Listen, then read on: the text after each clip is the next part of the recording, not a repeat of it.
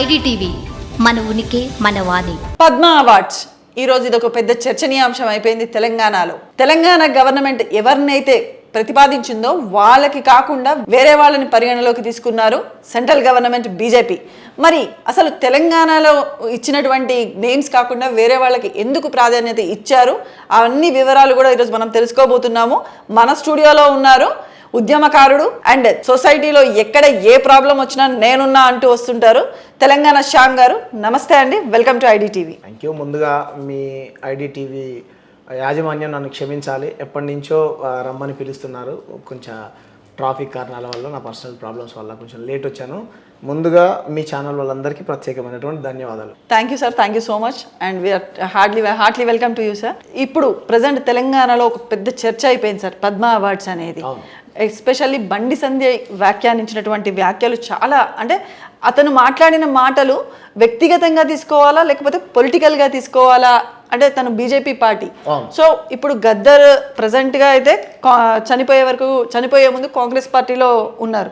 So అలా అని చెప్పి ఆయన పార్టీలకు అతీతంగా తీసుకోవాలి. ఇప్పుడు బండి సంజయ్ మాట్లాడిన వ్యాఖ్యలు అయితే చాలా చర్చనీయాంశం అయిపోయి. గద్దర్ అన్న గారు కాంగ్రెస్ పార్టీలో లేరు, ప్రజాస్వామ్యాన్ని రాహుల్ గాంధీ గారు కాపాడుతా అన్నాడు కాబట్టి ఆయన కాశ్మీర్ నుంచి కన్యాకుమారి దాకా పాదయాత్ర చేసినప్పుడు ఏమంటారు అంటే గొడవలు అనేటువంటి కాలనీలో ప్రశాంతమైనటువంటి దుకాణాన్ని నేను ఓపెన్ చేస్తున్నాను, ఆ దుకాణంలోకి ఎవరైనా రావచ్చు అని అన్నాడు.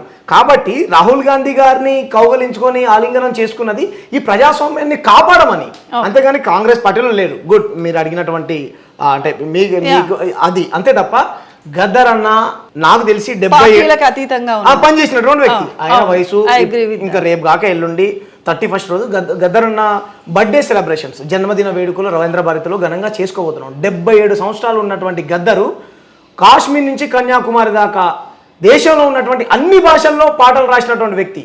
కానీ మీరు అన్నట్టు ఏ పార్టీ కండవ కూడా కప్పుకోలేదు. ఇంకో 4 నెలలు అయితే చనిపోతాడు అనంగా ప్రజాశాంతి దూత అయినటువంటి కే పాల్ ఏదైతే పార్టీ పెట్టాడో, ఏదో పార్టీ పెట్టాడు కదా ఆయన, ఆ పార్టీలో మునుగోడు నుంచి నేను పోటీ చేస్తా ఉప ఎన్నికల్లో అని నిలబడి కండా కప్పుకున్నాడు. దాని అర్థం ఏంటండి? ఈ దేశంలో కాంగ్రెస్ పార్టీ బలమైన పార్టీ, బీజేపీ పార్టీ బలమైన పార్టీ, ఇక్కడ ప్రాంతీయ పార్టీలు టీడీపీ కానీ, తెలంగాణ నుంచి బీఆర్ఎస్ కానీ, జనసేన కానీ, రకరకాల పార్టీలు ఉన్నప్పటికీ కే పాల్ అనేటువంటి వ్యక్తికి సర్పంచ్ కూడా లేడు. ఎందుకు ఆ కండవ కప్పుకున్నాడు? ఇగో ఈ బండి సంజయ్ లాంటి సన్నాసులు ఇటువంటి పార్టీలలో ఉన్నారు కాబట్టే ఆయన ఏ పార్టీ కండవ కప్పుకోకుండా కే పాల్ రా ఈ దేశానికి ఆదర్శం అన్నాడు. ఓకే, అంటే ఇప్పుడు మీరు బండి సంజయ్ వ్యాఖ్యానించిన వ్యాఖ్యల మీద ఎట్లా తీసుకుందామంటారు? అంటే ఆయన పర్సనల్ గా మాట్లాడారంటారా లేకపోతే పొలిటికల్ గా ఆయన పార్టీ వైజ్ గా మాట్లాడారంటారా? ముందటి నుంచే బండి సంజయ్ అయినా, కిషన్ రెడ్డి అయినా, నరేంద్ర మోడీ అయినా, అమిత్ షా అయినా, నడ్డా అయినా, ఆర్ఎస్ఎస్ అయినా, దానికి అనుబంధ సంఘాలు ఏబీవీపీ, బజరంగ్ దళ్ ఏదైనా సరే అంబేద్కర్ వాదాన్ని ఎత్తుకున్నటువంటి వ్యక్తులకు వ్యతిరేకంగా పనిచేయడమే వాళ్ళ సిద్ధాంతం. ఇప్పుడు గద్దర్ అన్నని అనాల్సినటువంటి అవసరం ఏమొచ్చింది? ఎలా ఇస్తాం మేము, ఇయ్యమని అంటాడు. ఎవడియమన్నాడు ఆయనని? మందకృష్ణ మాదిగన్న 30 ఏళ్ల నుంచి ప్రజల కోసం పనిచేస్తా ఉన్నాడు. రైట్, ఆయన ఒక దేశంలో 100 మందికి పైగా ఇచ్చారండి. దాంట్లో మన తెలంగాణ నుంచి 2 తర్వాత దళిత వర్గం నుంచి మందకృష్ణానికి ఇచ్చారు. ఎందుకు ఇచ్చారని ఎవరైనా అడిగారా? ఎవరైనా ఓకే, ఒకవేళ అడిగినా సరే గద్దర్ కుటుంబం నిన్నేమన్నా అడిగిందా? గద్దర్ అభిమానులు నిన్నేమన్నా అడిగారా? ఎవరు అడగలేదు. ఇయ్యపోతే ఇయ్యకు బ్రదర్, ఎందుకు గద్దర్ను అవమానించాల్సినటువంటి అవసరం ఏమొచ్చింది? ఇప్పుడు అదే అడుగుతున్నా అండి నేను. ప్రజల చైతన్యవంచడం కోసం అని చెప్పి వాళ్ళు పార్టీలకు అతీతంగా పనిచేసినటువంటి వ్యక్తులు ఎవరు? గోరేటి వెంకన్న గారు అయితేనేంటి, మన గద్దర్ గారేంటి, జయశ్రీ గారు ఏంటి, వీళ్ళందరూ కూడా అంటే తెలంగాణ గవర్నమెంట్ ఎవరైతే 5 మెంబర్స్ ప్రతిపాదించిందో మరి వాళ్ళని ఎందుకు పరిగణలోకి తీసుకోవాలి? బీజేపీ పార్టీ పొలిటికల్ గానే తీసుకోలేదంటారా? అదే అంటే ఒకటి మేడం, గద్దర్ అన్న కానీ, జయరాజ్ అన్న కానీ, లేకపోతే గోరేటి వెంకన్న కానీ, అందశ్రీ కానీ, ఇంకెవరైనా సరే తెలంగాణలో గడ్డి పోసను కూడా గన్ను బట్టి ఇచ్చేటువంటి సాహిత్యం ఉన్నటువంటి కవులు. ఈ తెలంగాణలో దొరలకు, భూస్వాములకు వ్యతిరేకంగా ఆడవాళ్లను బట్టలు తీసి బతుకమ్మలు ఆడిస్తే ఖబర్దార్ బాంచెందొర అన్నటువంటి బతుకులకు వ్యతిరేకంగా బందూకులు ఎత్తి పనిచేసినటువంటి అంటే నేపథ్యం నుంచి ఉన్నటువంటి ఈ సమాజం. మరి అటువంటి వ్యక్తులను కాదని చెప్పి ఇప్పుడు బీజేపీ పార్టీ ఎందుకని? అదే మేడం, ఈ అంటరాంతనం పోవద్దు, ఈ పేద పక్షాల ఈ ప్రజల తరపున ఎవరు పాటలు రాయొద్దు, పాడొద్దు. ఎందుకు గద్దరన్న నిజంగా తుపాకీ పట్టుకున్నాడే అనుకో, కేంద్రం అధిక 15 ఇప్పుడు 10 సంవత్సరాలు పూర్తి అయిపోయింది నరేంద్ర మోడీ. అంటే 2 టర్ములు చేశాడు, 3వ టర్మ్ కూడా చేస్తుండు. మరి ఎందుకు చర్యలు తీసుకోలే? ఎందుకు కమిటీ వేయలేదు? ఎందుకు జైల్లో పెట్టలేదు? ఎందుకు విచారణ చేయలేదు? బతుకున్నప్పుడు గద్దరన్న నేను నరేంద్ర మోడీ వస్తే పరేడ్ గ్రౌండ్లో ఆయన దేశ ప్రధానమంత్రి ఏం ఉపన్యాసం ఇస్తాడో అని విందామని వచ్చానని చెప్పాడు కదా. మరి బండి సంజయ్ అప్పుడు చిన్నజీయర్ స్వామి రామానుజుల వారి విగ్రహం ఓపెన్ చేస్తే రామానుజం జై రామానుజం అని పాట కూడా పాడాడు కదా. ప్రధాన మీడియా ఛానల్స్ అన్ని వేసుకున్నాయి కదా. అంటే ఒకప్పుడు అవసరం ఉన్నప్పుడు దాంట్లో ఉన్నాడు మేడం. కులమతాలకు అతీతంగా కూడా వర్క్ చేసినటువంటి వ్యక్తి గద్దర్ గారు. అంటే ఇప్పుడు దొరలు భూస్వాములు గ్రామాలలో ఎస్సీ ఎస్టీ బీసీ మైనారిటీల ఆడపిల్లల్ని ఎత్తుకొని పోయి రేపులు చేశారండి. మేము అదే కులాల నుంచి వచ్చిన వాళ్ళం, మేము అదే గ్రామాల నుంచి వచ్చిన వాళ్ళం, మేము మాకు తెలుసు నక్సలైట్లు ఎటువంటి మంచి పని చేశారో ఎవరు కూడా సమర్థించరు. నక్సలిజాన్ని ఎవరు సమర్థించరు. ఇది మన ప్రజాస్వామ్య దేశం, ఎవరు సమర్థించరు. కానీ చచ్చిపోయిన తర్వాత ఎందుకు ఈయన ఎందేయాలనుకుంటుండు బండి సంజయ్? ఒక హంతకుడిగా గద్దరన్నను ఎందుకు చిత్రీకరించాలనుకుంటుంది బీజేపీ ఆర్ఎస్ఎస్? కేవలం అంబేద్కర్ అనేటువంటి ఆయుధాన్ని గద్దరన్న చనిపోయే ముందు కూడా పాట పాడారు. బానిసరాల లెండిరా, ఈ బాంఛన బతుకులు వద్దురా, ఈ రాజ్యాంగం కల్పించినటువంటి హక్కులు చాలా గొప్పయిరా, ఈ భారత రాజ్యాంగాన్ని అందరూ చదవండిరా, తెలుసుకోండిరా అన్నాడు. అందుకు గద్దర్ని చనిపోయిన తర్వాత కూడా గద్దర్ పైన అటువంటి కోపాన్ని పెంచుకున్నాడు బండి సంజయ్. ఇప్పుడు మందకృష్ణ మాదిగకి పద్మశ్రీ ఇవ్వడం అనేది సంతోషించాల్సిన విషయమే. కానీ గద్దర్, గోరేటి వెంకన్న, జైతీర్ తిరుమలరావు గారు అయితే ఏంటి, చుక్కా రామయ్య గారు, అందశ్రీ వీళ్ళందరినీ కాదని మరి మందకృష్ణ మాదిగకి ఎందుకు ఇచ్చారు అంటే బీజేపీ ఒకసారి వేదిక మీద ఆలింగనం చేసుకుంటారు మోడీ గారిని, అందుకని చెప్పి అంటే బీజేపీ రిలేటెడ్ గా కాబట్టి ఇచ్చారు అని అంటారా? 100% ఇప్పుడు ప్రజలు అదే అంటారు కదా మేడం. మనం ఓపెన్ గా మాట్లాడుకుందాం. అవునన్నా కాదన్నా మన మందకృష్ణ అన్న పేద వర్గాల కోసం ఎస్సీ వర్గీకరణ కోసం ఎంఆర్పిఎస్ ఉద్యమాన్ని 30 ఏళ్ల నుంచి చేస్తా ఉన్నాడు. రైట్. ఇప్పుడు మందకృష్ణ ఒక స్టేట్మెంట్ ఇచ్చాడు, మీరు ఎక్కడైనా ఉండండి కానీ బీజేపీకి ఓటేయండి అన్నాడు. ఎందుకు ఉండాలి? నేను చెప్తున్నా, మేము ఓటేస్తాం బీజేపీకి, మేము ఓటేయమని. నువ్వు ఎంఆర్పిఎస్ నీకు వర్గీకరణ కావాలా, బీజేపీ గెలుపు కావాలా? వర్గీకరణ నీకు కావాలనుకుంటే నేను సపోర్ట్ చేస్తా, కానీ బీజేపీ గెలుపు నీకు కావాలనుకుంటే నేను నీకు సపోర్ట్ చేయ. నేనే కాదు, తెలంగాణ ప్రజలు ఎవరు సపోర్ట్ చేయరు. ఎందుకు చేయాలి? రాజ్యాంగాన్ని మార్చేటువంటి బీజేపీకి మనం ఎందుకు సపోర్ట్ చేయాలి? అంబేద్కర్ని అవమానించేటువంటి బీజేపీకి మనం ఎందుకు సపోర్ట్ చేయాలి? ఈ రాజ్యాంగమే లేకుండా చేస్తారు 2028 కల్లా అన్నటువంటి బీజేపీకి ఎందుకు వేయాలి? ఎస్సీ ఎస్టీ బీసీ మైనారిటీల పైన దాడులు చేస్తున్న బీజేపీకి మనం ఎందుకు ఓటేయాలి? మసీదులను చర్చిలను కూల్స్తున్నటువంటి బీజేపీకి మనం ఎందుకు ఓటేయాలి? ఎక్కడ ఆడపిల్లల్ని నగ్నంగా బట్టలు కూడా తీస్తూ ఉన్నారండి ఉత్తరాది రాష్ట్రాలలో. ఎందుకు మనం ఓటేయాలి? రేట్లను పెంచినందుకు ఓట్లేయాలా? మన తెలంగాణకి ఇంత అన్యాయం చేసినందుకు ఓట్లేయాలా?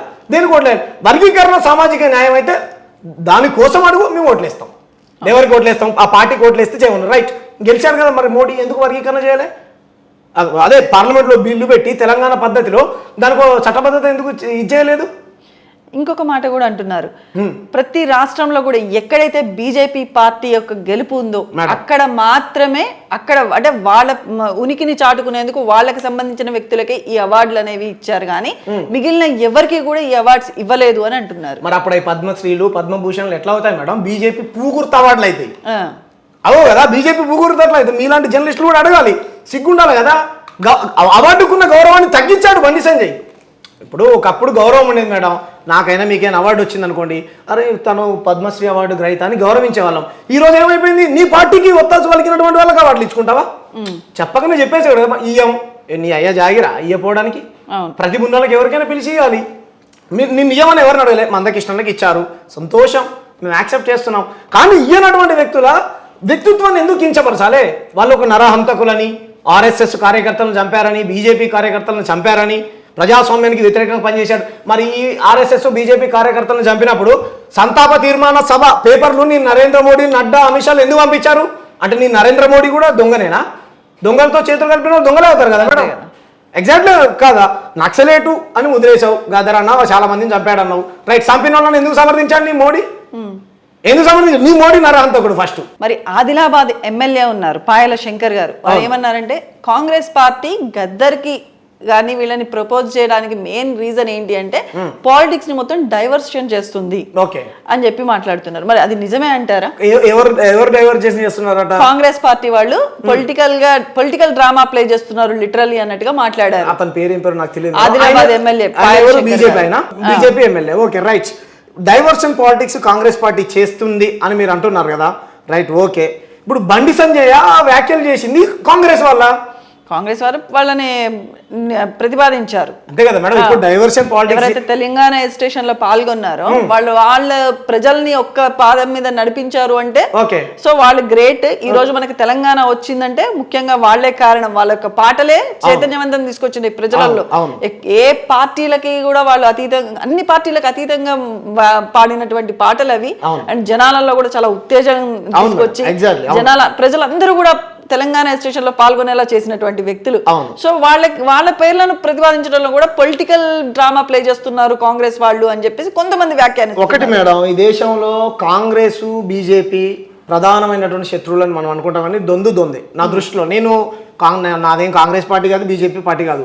ఉంటే కాంగ్రెస్ వాళ్ళు ఉండాలి, లేకపోతే బీజేపీ వాళ్ళు ఉండాలి. ఆల్టర్నేట్గా ఇంకే పార్టీలు ఈ దేశంలో రాష్ట్రంలో ఉండకూడదు. అది వాళ్ళ ఆలోచన. నెంబర్ 2, ఆ బీజేపీ క్యాండిడేట్ ఎవరైతే అన్నారో ఎమ్మెల్యే అని చెప్పేసి, నిజంగా డైవర్షన్ పాలిటిక్స్ చేస్తే కనుక మీ మోడీ ఇచ్చినటువంటి హామీలు ఏవైతున్నాయో తెలంగాణకు తీసుకొని రా, కొట్లాడు, నువ్వు ధర్నా పెట్టు. కాజీపేట కోచ్ ఫ్యాక్టరీ మీద, బయ్యారం ఉక్కు ఫ్యాక్టరీ మీద, నవోదయ పాఠశాలల మీద, మా ప్రాజెక్టులకు జాతీయ హోదా కల్పించమని, మా జాతరకి ఏదైనా జాతీయ హోదా కల్పించమని, ఇటువంటి వాటి మీద కొట్లాడు. స్టాండ్ తీసుకో, ఇంద్ర పార్క్ దగ్గర ధర్నా పెట్టు. సరే ఓకే, ఢిల్లీ పోదాం, జంతర్ మంతర్ దగ్గర ధర్నా పెడదాం. అది సమస్య కాదు. ఇప్పుడు ఏంటంటే బండి సంజయ్ని కాపాడడం కోసం ఆ ఎమ్మెల్యే కాంగ్రెస్ మీద, కాంగ్రెస్ ఇచ్చినటువంటి హామీలని ఏవైతున్నాయో అవి గుర్తు చేసే ప్రయత్నం చేశారు. రైట్, అది నిరంతరం జరిగేటువంటి ప్రక్రియ.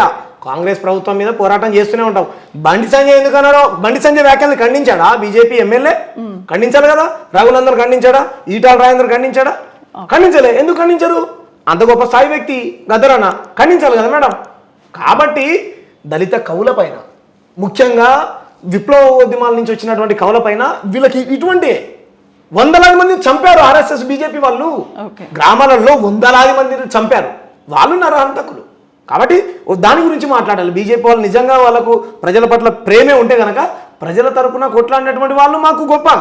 మీరు రివార్డులు ఇచ్చుకోండి. అవార్డు కందనటువంటి కవి గద్దర్ గారి బర్త్డేని ఇవన్నిటిని కూడా అధికారికంగా కూడా సెలబ్రేట్ చేసుకోవాలి, అందరూ గుర్తించాలి అని చెప్పేసి అండ్ వారి పేరు మీద అవార్డ్స్ ని కూడా ప్రతిపాదించారు. సినీ ప్రముఖులకు వారి పేరు మీద అవార్డులు కూడా ఇచ్చారు. సో తెలంగాణ గవర్నమెంట్ ఇటువంటి డిసిషన్ తీసుకుంటే మరి ఎందుకని సెంట్రల్ గవర్నమెంట్ ఇంత మంచి వ్యక్తుల్ని కూడా అపోజ్ చేసి అంటే ఇలా చేయకూడదు అని చెప్పేసి వీళ్ళనంటూ, కాంగ్రెస్ పార్టీ ఏమో డైవర్సిటీ ఆఫ్ రూల్స్ ని అంటే పొలిటికల్ రూల్స్ చేస్తుంది, వాట్ ఈస్ దిస్ అన్నట్టుగా మాట్లాడుతున్నారు. మరి దీనిపై మీ అభిప్రాయం?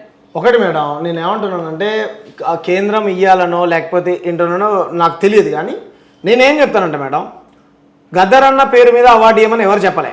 రేవంత్ రెడ్డి చనిపోగానే వాళ్ళ కుటుంబ సభ్యులు ఎవరైతే వెన్నెలక్క తర్వాత సూర్యమన్నకు కాల్ చేసి గద్దర్ని ప్రజలందరూ చూడాలి, ఆయన ప్రజలందరూ చూడాలని ఎల్బీ స్టేడియం గ్రౌండ్ మాట్లాడి మంచి, ఆయన ఇంకా అధికారంలో లేనప్పుడు అప్పటికప్పుడు అంత్యక్రియలు చేయకూడదంటే ఎల్బీ స్టేడియంలో పెట్టి ముందు ఇంటికి తీసుకెళ్లారు. ఇంటికి తీసుకెళ్తే అప్పుడు ఉన్నటువంటి గౌరవ ముఖ్యమంత్రి చంద్రశేఖరరావు, కేసీఆర్ గారు ఉన్నారు. వాళ్ళు చూసి వచ్చిన తర్వాత ఎమ్మటే బాడీని తీసుకొచ్చి ఇక్కడ ఎల్బీ స్టేడియంలో పెట్టి ప్రజలందరూ చూసే విధంగా అందరికీ ఇది చేశారు. ఒక పెద్ద ఎత్తున ర్యాలీ తీసుకుని అన్ని పార్టీలు వచ్చాయి. కులం లేదు, మతం లేదు, ప్రాంతం లేదు. గద్దర్ని ప్రేమించే వాళ్ళు ప్రపంచవ్యాప్తంగా ఉన్నటువంటి వ్యక్తులు మొత్తం వచ్చి ఆ పాదయాత్రలో పాల్గొని చాలా గొప్పగా మనందరం గద్దర్ అన్నని అంటే ఇంకా చివరిసారిగా చూసుకున్నాం. నేనేమంటున్నానంటే మేడం, ఎందుకు మీరు అవార్డు ఇవ్వాలని మేము అడగలేదు గద్దర్ అన్న. నెంబర్ 2, మీరు అన్నట్టు మందకృష్ణ అన్నకు అదేవిధంగా రేపో ఎల్లుండో ఒకడు మల్లి అని ఒకడు ఉన్నాడు, తీన్మార్ మల్లి గానికి, లేకపోతే ఇంకోడు దొంగవాడు, వానికి 100% నేను దొంగనే అంట, దొంగవాడు వానికి బీజేపీకి ఎవరైతే అనుకూలంగా తెలంగాణలో రావడం కోసం పనిచేస్తారో వీళ్ళందరికీ ఇట్లాంటి అవార్డులు ఏమైనా ఉన్నాయో అవి ఇచ్చి వాళ్ళ యూట్యూబ్నో లేకపోతే వాళ్ళ కులాన్నో దేన్నో వాడుకొని ఇక్కడ పాగేయాలని చూస్తున్నారు. వీళ్ళకు పనుల మీద దృష్టి పెట్టరు. ఇచ్చినటువంటి హామీలను నెరవేర్చి ఓట్లు అడగడం తెలియదు. ఎంతసేపు మాలమాదిగుల మధ్య పంచాయతీ పెట్టాలి. దాని తర్వాత ఇదే బీసీ నినాదం ఎత్తుకున్నటువంటి తీన్మార్ మల్లయ్య అన్నట్టు ఒక ఎమ్మెల్సీ, వాడు ఫస్ట్ ఏమో అంగిలాగు సిద్ధాంతం అన్నాడు. తర్వాత నేను ఆయనతో కలిసి పనిచేశాను కాబట్టి నాకు ఇది ఉంది కాబట్టి వాడు వీడు అంటున్నాడు. అంగిలాగు సిద్ధాంతం అన్నాడు. తర్వాత 7200 అన్నాడు. తర్వాత ఇంకేదో పాయింట్ లాగా అన్నాడు. చాలా రకాల సిద్ధాంతాలు ఎత్తుకున్నాడు. ఒకరోజు బీజేపీలోకి పోయిండు, ఒకరోజు కాంగ్రెస్లోకి పోయిండు, ఒకరోజు టీఆర్ఎస్లోకి పోయిండు. తీరా వచ్చి ఏ పార్టీలు చక్కగా ఉన్నాయన్నాడు. మళ్ళీ పోయి అల్లకి పోయిండు. కేసీఆర్ని బీజేపీ తాడుతో కడతా అన్నాడు. మళ్ళీ ఆ తాడిప్పిండు. మళ్ళీ పోయి కాంగ్రెస్ దగ్గరికి పోయిండు. అంటే ఇప్పుడు బీసీ వాదాన్ని ఎత్తుకున్నాడు. ఎందుకంటే ఆయన బీసీ టాగ్ని ఎత్తుకున్నాడు. వాస్తవం చెప్పాలంటే ఆయన అప్పర్ క్యాస్ట్.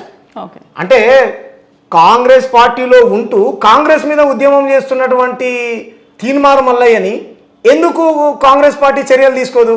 అదే చెన్నూరు ఎమ్మెల్యే గుడిచెల వెంకటస్వామి గారి అబ్బాయి వివేక్ గారు మాలమానాడు సభ పెట్టి ఆ కులానికి నాయకుడిగా పనిచేస్తే కాంగ్రెస్ పార్టీలో ఉండి రూల్స్ను ఉల్లంఘించి సభకి ఎట్లా పోతాం? మరి ఎమ్మెల్సీగా ఉన్నటువంటి మళ్ళీ మిర్యాలగూడలో బీసీ సభ పెట్టింది కదా, ఆయనకో న్యాయం ఈయనకో న్యాయమా?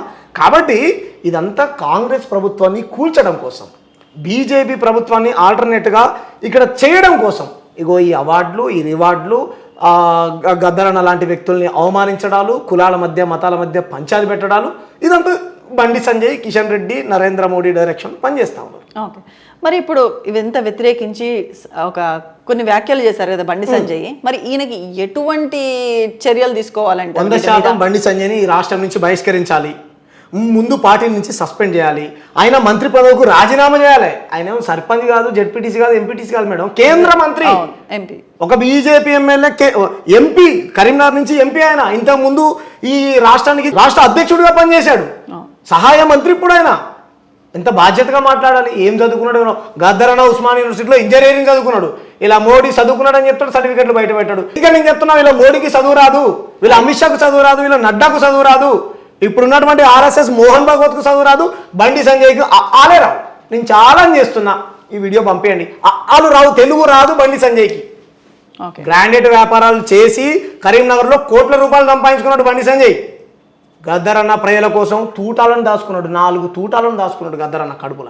అది ఆయన ఆస్తి. గద్దరన్న గురించి మాట్లాడే స్థాయి ఆ బండి సంజయ్ది. కాబట్టి మీలాంటి జర్నలిస్టులు ఖండించాలి, సమాజం మొత్తం ఖండించాలి మేడం. ఆయన అవార్డుల కోసం, రివార్డుల కోసం పనిచేసినోడు కాదు మేడం. పెళ్ళాం పిల్లల్ని వదిలేసి, పాలు తాగే పసి పిల్లల్ని వదిలేసి పేద ప్రజల కోసం అడవి బాటలు అటు పట్టి వెళ్ళాడు మేడం, పాటలు పాడాడు ఆయన. అంతే. నక్సలైట్ ఉద్యమాలలో ఉన్నప్పుడు ఎవరి పాత్ర వాళ్ళు. ఇప్పుడు మీరున్నారు మేడం, యాంకర్ పాత్ర మీకు కెమెరామెన్ చేస్తాడు, అంతేగాని మీ పాత్ర ఆయన చేయలేదు, ఆయన పాత్ర మీరు చేయలేరు కదా. ఎక్కడ చంపాడో చెప్పాలి బండి సంజయ్, ఎవరిని చంపాడో చెప్పాలి బండి సంజయ్. తప్పు. మా ఆత్మగౌరవం గద్దరన్న అంటే, మా ప్రాణం గద్దరన్న, మా దైవంతో సమానం. అలాంటి వాడిని నువ్వు అవమానించావు కాబట్టి ఎక్కడ చంపాడో చెప్పాలి, ఏం చేశాడో చెప్పాలి, నువ్వు క్షమాపణ చెప్పాలి. ఈ రాష్ట్రం నుంచి బండి సంజయ్ని వెలివేయాలి ప్రజలందరూ. ఇప్పుడు మీరు మాట్లాడిన మాటలు ఒక 2-3 రోజులు మీడియాలో హల్చల్ అవుతాయి, ఆ తర్వాత ఎలా అంటే మామూలే అన్నట్టుగా అయిపోతుంది. ఒకటి మేడం, రైట్, మీడియా మీరు అన్నట్టు కరెక్ట్. కానీ మాలాంటి కార్యకర్తలు ఉన్నారు, బహుజన వాదం మీద పనిచేసే వాళ్ళు, గద్దరన్నను ప్రేమించే వాళ్ళు మేమున్నాం. మా శత్రువు ఎవరంటే 100% సిద్ధాంతపరంగా బండి సంజయే. బండి సంజయ్, నరేంద్ర మోడీ, కిషన్ రెడ్డి, ఆర్ఎస్ఎస్, వీళ్ళే సిద్ధాంతం, మా ఐడియాలజీ శత్రువులు వీళ్ళే. వీళ్ళ మీద నిరంతరం యుద్ధం చేస్తూనే ఉంటాం. కాబట్టి మేము నెక్స్ట్ సర్పంచ్ కూడా గెలవనీయం, బండి సంజయ్ని ఓడగొడతాం. మాకు వాళ్ళ బండి సంజయ్ అనే శరీరంతో కోపం లేదు మేడం, నాకు తన ఆలోచన మార్చుకోమని. వ్యక్తిగతంగా వాళ్ళ మీద మాకేం కోపం. బీజేపీ వాళ్ళకి వ్యతిరేకం అంటారా? వ్యక్తులకు వ్యతిరేకం కాదు మేడం, సిద్ధాంతానికి వ్యతిరేకం. వ్యక్తితో నాకేం పంచాయతీ, నాకు ఆయనకేం గట్టి పంచాయతీ లేవు. కాబట్టి ఆయన సర్పంచ్ కాదు కదా, జెడ్పీటీసీ కాదు కదా, వార్డు నెంబర్ కూడా గెలవకుండా ఓడిస్తాం. ఆ రాజకీయ పతనం చేస్తాం బండి సంజయ్ని, 100% చేస్తాం. 500 మంది ఇప్పుడు అమిత్ షా మీద పోటీ చేస్తా ఉన్నారు. అంబేద్కర్ అవమానించాడు కదా, అంబేద్కర్ అంబేద్కర్ అంబేద్కర్ అని 7 సార్లు అంటూ అవమానించాడు. ఇక్కడేమో పనికిమాలిన బీజేపీ ఆఫీసులో మన బండి సంజయ్ గద్దరన్న అవమానించాడు. కాబట్టి అమిత్ షా పట్టిన గతే నీకు పట్టింది. 100% ఈ రాష్ట్రం నుంచి నిన్ను బహిష్కరిస్తాం, నిన్ను రాజకీయంగా సమాధి చేస్తాం. కాబట్టి ముందు మోడీ, అమిత్ షాలు బాధ్యత వహించాలి. ఇట్లాంటి పనికిరాని వేషాలు వేస్తున్నారనే అధ్యక్ష పదవి నుంచి తొలగించారు. అమిత్ షానే అన్నాడు కదండి, అమిత్ షానే అంబేద్కర్ బాధ్యత వహిస్తాడు. ఇత్తు ఒకటైతే ఏదో చెట్టు ఒకటైతే ఇత్తనం ఒకటి అవుతుందా? కాదు కదా. వాళ్ళ వైఖరి అది మేడం. అంబేద్కర్కు, పూలేకు, బుద్ధుడుకు, కారల్ మార్క్స్కు, ఎస్సీలకు, ఎస్టీలకు, బీసీలకు, మాలమాదిగులకు, గొల్లులకు, ముదిరాజులు, పద్మశాలులకు, గౌడ్స్కు, లాంబడులకు, ఈ కులాలన్నిటికీ వ్యతిరేకంగా పనిచేయాలి. వీళ్ళు కేవలం పటేళ్ళు, దొరలు, భూస్వాములు, వైశ్యులు, రాజులు వీళ్ళు మాత్రమే ఉండాలి ఈ దేశంలో. వీళ్ళే రాజ్యాన్ని వెళ్ళాలి, వీళ్ళే వ్యాపారాలు చేయాలి, వీళ్ళే చదువుకోవాలి, వీళ్ళే ఫారెన్ పోవాలి, వీళ్ళే రాజభోగాలు అనుభవించాలి. మేము వాళ్ళ బాత్రూమ్లు కడగాలి. అదే అండి చేసేది. వాళ్ళు ఎందుకు మాట్లాడారు చెప్పమనండి. బండి సంజయ్ మీ కెమెరాస్ పంపించండి. ఇలా అడుగుతున్నారు ప్రజలు, మీరు ఎందుకు అనాల్సి వచ్చింది అడగమనండి. నిజంగానే గద్దరన్న నరహంతకుడే, నక్సలైట్లను చంపాడు, ఎలా ఇస్తామంటున్నాడు కదా. నీ ఆర్ఎస్ఎస్ ఎక్కడ మన రాష్ట్రంలో గుర్తురాలి, ఆడవాళ్ళని నడి రోడ్డు మీద బట్టలు రోడ్డు తీసి ఊరేగించారండి. దగలుకొని చంపారు. పట్టపగటిలి కేరళలో, మన కర్ణాటకలో వందలాది మంది కమ్యూనిస్టులు చంపారు. ఏబీవీపీ గుండాలు, ఆర్ఎస్ఎస్ గుండాలు. మరి వాళ్ళని ఏమంటారు? గద్దర్ నిజంగా చంపేటోడు అయితే కనుక నువ్వు కూడా పనిచేసావు కదా బండి సంజయ్. నువ్వు కూడా బీజేపీ ఏబీవీపీ నుంచి పనిచేసినాడు కదా, మరి నిన్ను ఎందుకు చంపలే? నిజంగా గద్దర్ చంపేటోడు అయితే కనుక ఆ లిస్టులో నువ్వు ఎందుకు లేవు, మరి నువ్వు ఎందుకు తాగలే? గద్దర్ని మీకు చెప్తున్నాను మేడం ఓపెన్గా మీ ఛానల్ వేదికగా, గద్దర్ని చంపింది బీజేపీ వాళ్ళు. గద్దర్ చావు పైన విచారణ చేయాలి. గద్దరు స్పెక్ట్రా హాస్పిటల్లో, అపోలోలో, అమీర్పేటలో చనిపోయాడు, ఆపరేషన్ చేసుకుంటానని మనం అనుకుంటున్నాం. రాంగ్. గద్దర్ని మానసిక హింస పెట్టి నరేంద్ర మోడీ, అమిత్ షా పాత కేసులని తోడతాము, ఈ రాజ్యాంగాన్ని పట్టుకొని, ఈ కర్రను పట్టుకొని నువ్వు వెళ్ళి ప్రజల్ని చైతన్యం చేసినా, రాజ్యాంగ విలువల గురించి చెప్పినా నిన్ను మళ్ళీ కేసు విచారణ చేయించి బొక్కలేస్తామని మానసికంగా బెదిరించి గద్దరను చంపారు. గద్దరన్న చావుకు నరేంద్ర మోడీ, అమిత్ షా కారణం. గద్దరన్న చావుకు బీజేపీ కారణం. ఇన్ని తూటా దెబ్బలు తిన్న గద్దర్ గారికి ఈ అమిత్ షా అండ్ మోడీ గారు మాట్లాడిన వ్యాఖ్యలు భయపడతారంటారా? గద్దర్ అన్న భయపడలే మేడం, అందుకే మానసికంగా ఇబ్బంది పడ్డారు అని అంటున్నారు. మానసికంగా అంటే నిన్ను జైల్లో పెడతాను, ఓకేనా, నీ క్యారెక్టర్ని నిన్ను అంటే వాళ్ళ చేతిలో అధికారం ఉంది మేడం. తప్పుడు తీర్పులు ఇప్పించుకుంటారు, తప్పుడు వార్తలు రాపిస్తారు, మీడియా నా చేతిలో ఉంది, అధికారం నా చేతిలో ఉంది. వీటన్నిటిని వాడి నిన్ను ఏ రకంగా చేయాలనో ఆ రకంగా చేస్తామని గద్దర్ అన్న మీరు అన్నారు కరెక్టే. తూటాలకు భయపడ్డాడు గద్దర్, ఎన్నో విమర్శలను ఎదుర్కొన్నాడు గద్దర్, కరెక్ట్. కానీ మానసిక ఒత్తిడిని గద్దర్ అన్న పైన తీసుకొచ్చి దొంగ సాక్ష్యాలతోని దొంగ కేసులు పెట్టించి ఇబ్బందుల పాలు చేసి అవన్నీ తోడతామని బెదిరించి మానసికంగా గద్దర్ అన్నని ఇబ్బంది పెట్టి చంపారు. గద్దర్ అన్న చనిపోలే, గద్దర్ అన్న చంపారని నేను ఆరోపిస్తున్నా. ఓకే, ఫైనల్లీ మా ఐడిటీవీ తరపున మేడం పద్మ అవార్డ్స్ ని గవర్నమెంట్ ప్రతిపాదించినటువంటి క్యాండిడేట్స్ కాకుండా వేరే వారికి పరిగణలోకి తీసుకోవడం ఒక ఎత్తు అయితే, బండి సంజయ్ వ్యాఖ్యానించినటువంటి వ్యాఖ్యల మీద మీ అభిప్రాయం ఏంటి? ఆయన మీద ఎటువంటి చర్య తీసుకోవాలనుకుంటున్నారు? ఒకటి మేడం, ఐడిటీవీ సాక్షిగా చెప్తున్నాను. అంటే నేనేమంటున్నానంటే అండి, ఒకటి గద్దర్ అనేటోడు 4 కోట్ల మంది తెలంగాణ ప్రజల గుండెల్లో ఉన్నటువంటి వ్యక్తి. ఆయన ఈరోజు అవార్డులు రివార్డులు కోరుకున్నాడు కాదు.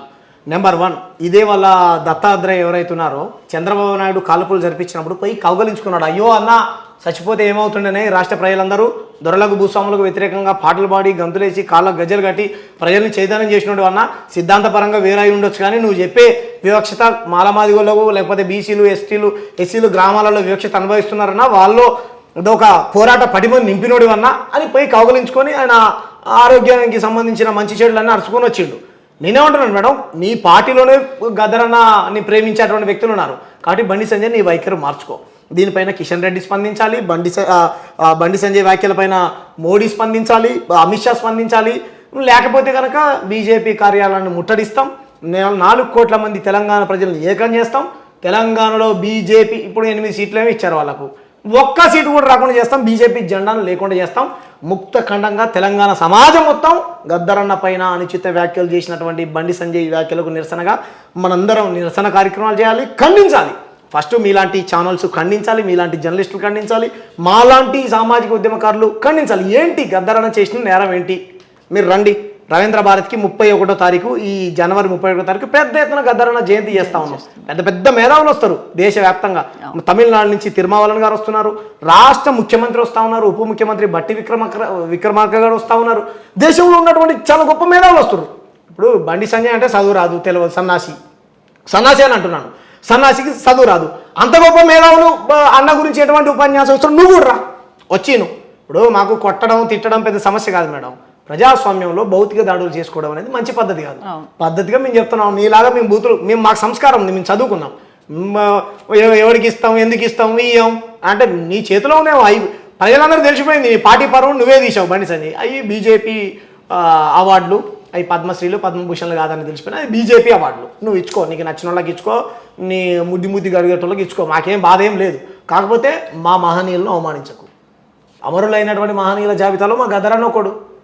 మాకు బుద్ధుడితో సమానం గద్దరన్న, కార్ల్ మార్క్స్తో సమానం గద్దరన్న, మహాత్మా పూలేతో సమానం గద్దరన్న, డాక్టర్ బాబాసాహెబ్ అంబేద్కర్ సమానం గద్దరన్న, ఒక మాన్యవారి కాంశీరామ్తో సమానం మాకు గద్దరన్న.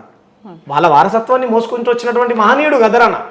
సో గద్దరన్న అంటే మాత్రం ఊరుకోం మేడం, ఇప్పటికి కూడా ఊరుకోం. అంటే మా బాధ లాంటిది.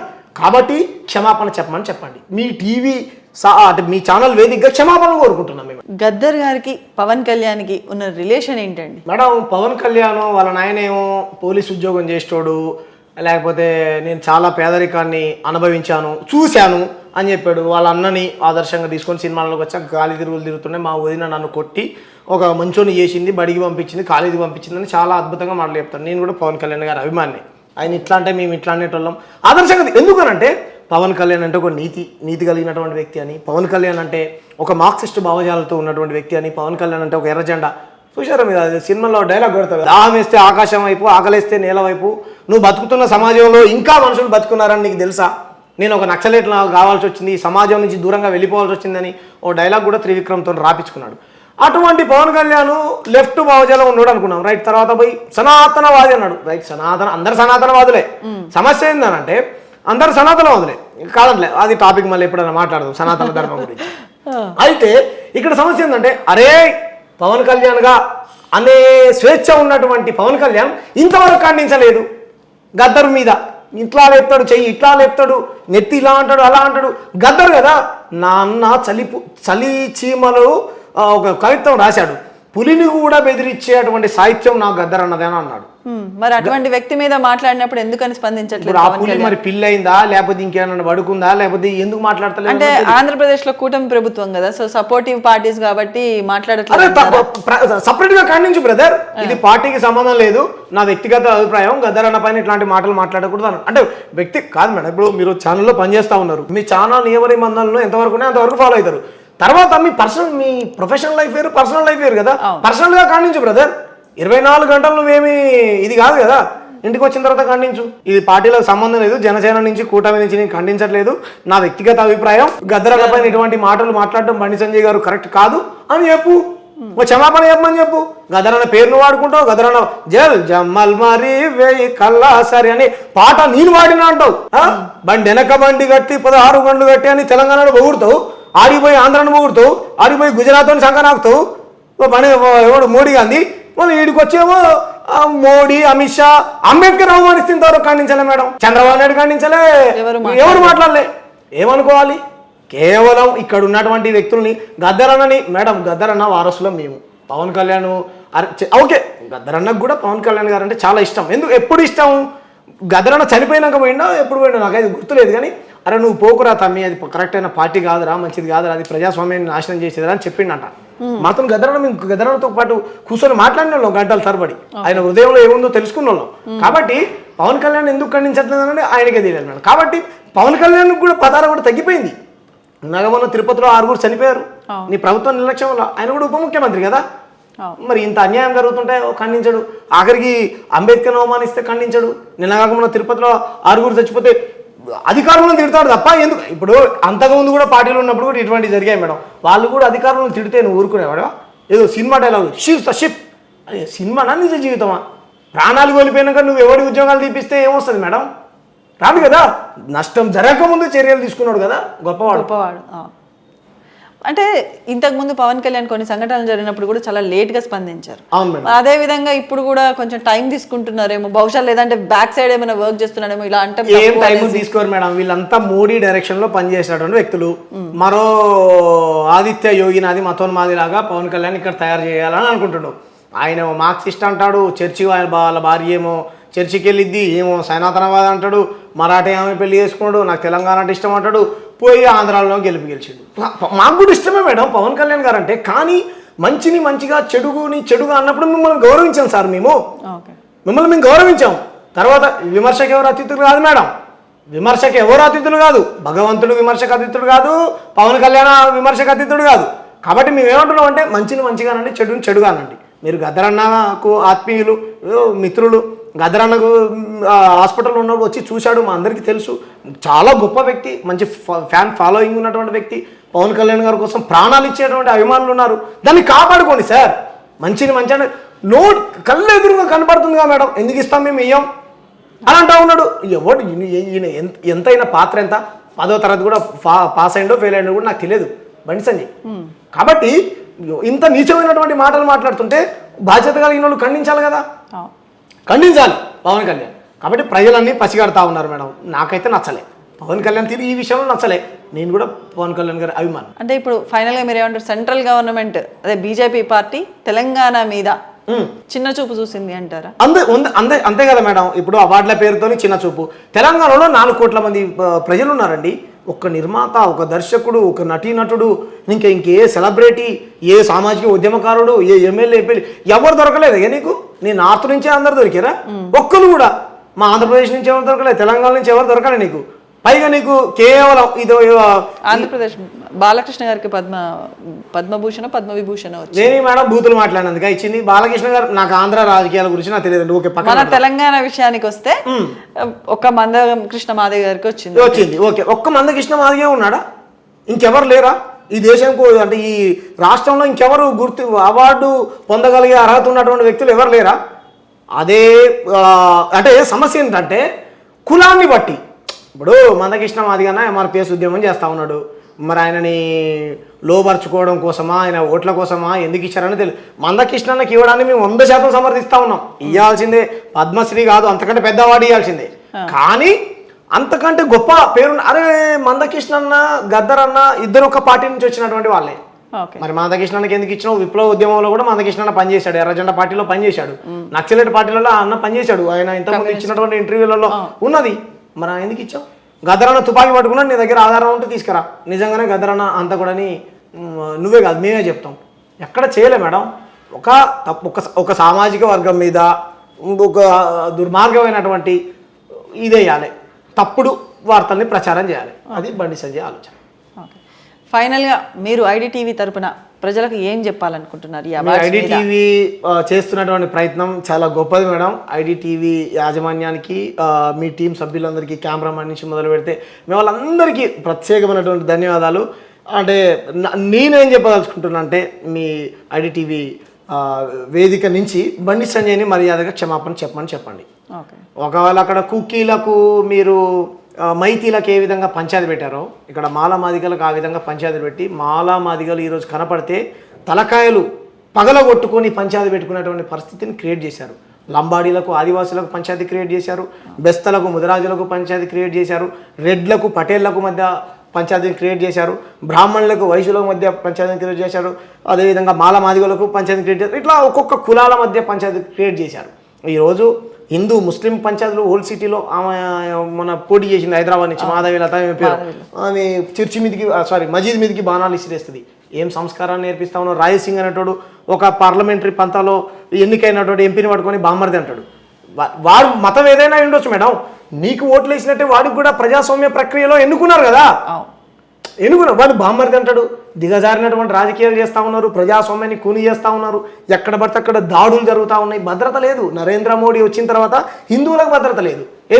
అదే జగన్మోహన్ రెడ్డి పాలనలో కనుక 6 తిరుపతిలో చనిపోయి ఉంటే ఈ నరేంద్ర మోడీ ఎమ్మటే 100 ట్వీట్లు 1000 ట్వీట్లు అంతమందితో ప్రెస్ మీట్లు, దాడులు, బండి సంజయ్, కిషన్ రెడ్డి, దత్తరథయ్య, గొప్ప మేధావి రఘునందన్ వీళ్ళందరూ స్పందించేవాళ్ళు. మరి ఇప్పుడు ఎందుకు స్పందించట్లేరు? ఇదంతా భారతీయ పార్టీ అంటే భారతీయ జనతా పార్టీలో ఉన్నటువంటి కూటమి ప్రభుత్వ నిర్లక్ష్యం అని ఎందుకు చెప్పట్లేరు? అంటే మీకేమో సాయి సంసారి లక్షితంగా మీరు తప్పు చేసేనో సమర్థించుకుంటారు, ఎదుటి వాళ్ళు తప్పు చేస్తే దాన్ని మత కోణంలో రాజకీయం చేసి లబ్ధి పొందుతారు. ఎంత నీచమైన ఆలోచన కలిగిన వ్యక్తులు వీళ్ళు చెప్పండి. ఇప్పుడు మీరు ఎన్నికైనట్టే ప్రజాస్వామ్య ప్రక్రియ ఓట్ల ద్వారానే కదా ఓవైసీ అయినోడు. వాళ్ళు ఏ మత ప్రజలు ఓట్లు వేసారనేది పక్కన పెడదాం. భారతదేశ వ్యవస్థలో ప్రజాస్వామ్య ప్రక్రియలో ఎన్నుకున్నారు ఆయన్ని. నువ్వు ఎంపీ ఎలాగో ఆయన కూడా ఎంపీ అలాగే. వాడు ముస్లిం అయితే తిడతావా? నువ్వు హిందూ అయితే నిన్ను వాడు తిట్టాలా? మీ ఇద్దరు తిట్టుకొని హిందూ ముస్లింలు కొట్టుకొని చచ్చిపోవాలా? ఏంది మీరు చేయాల్సింది? ఉద్యోగాలు ఇవ్వాలి, ఉపాధి కల్పించాలి, ప్రాజెక్టులు తీసుకురావాలి, రైతులకు అండగా నిలబడాలి. వీలైతే కూల్చుడు కాదు బండి సంజయ్ సన్నాసి. ఇంతకుముందు కూడా సచివాలయాన్ని కూలుస్తా అన్నాడు సన్నాసి. అంబేద్కర్ తుపాకీతో కాలుస్తానన్న వ్యక్తుల్ని సమర్థించాడు. కాబట్టి కూల్చుడు కాదు, నీకు చేతనైతే కొత్తవి కట్టు. అయోధ్య రామ మందిరం మాకు భగవంతుడే కదా, మా భద్రాచలం రాముడికి 100 కోట్లు 200 కోట్లు తీసుకొని రా మోడీతో మాట్లాడి, నీకు ఈ నుంచి పొర్లు దండాలు పెడతాం. కాబట్టి ఇవన్నీ అడిగితే వాళ్ళకు కోపం మేడం. కాబట్టి ఇక మాలాంటి మీద బురదేయాలి. వీడు నక్సలేట్ అని, లేకపోతే హిందూ వ్యతిరేక అని, దేశ వ్యతిరేక అని, దేశద్రోహి అని వ్యతిరేకేయాలి. 100 సార్లు ఎన్ని ద్రోహులమైనా అవుతాం మేము. ఇవన్నీ అడిగితే ద్రోహి అయితే మేడం నేను రోజు దేశద్రోహినే అవుతా. కాబట్టి వాళ్ళ పంతాన్ని మార్చుకోమని చెప్తా ఉన్నాం మీ ఛానల్ వేదికగా. థ్యాంక్ యూ అండి, thank you so much. Me valuable టైంని మాకు ఇచ్చినందుకు. మీ ఛానల్ వాళ్ళు చేస్తున్నటువంటి ప్రయత్నం చాలా గొప్పది. మీ ఛానల్ టీం సభ్యులందరికీ ప్రత్యేకమైనటువంటి ధన్యవాదాలు. పద్మ అవార్డ్స్ గురించి తెలంగాణలో బండి సంజయ్ వ్యాఖ్యానించిన వ్యాఖ్యలపై వ్యతిరేకిస్తూ వారి మాటల్ని ఖండిస్తూ క్షమాపణ చెప్పాలి అని చెప్పేసి మాట్లాడారు తెలంగాణ శ్యామ్ గారు. సో వారి యొక్క అభిప్రాయాన్ని మనతో షేర్ చేసుకున్నందుకు ధన్యవాదాలు. Thank you so much.